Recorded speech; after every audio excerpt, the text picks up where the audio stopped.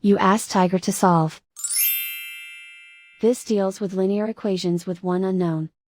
The final result is x equals -5/6. Let's solve it step by step. Swap sides.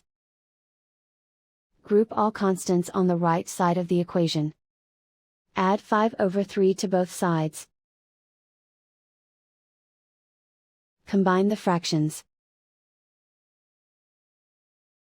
Combine the numerators. Reduce the zero numerator. Simplify the arithmetic.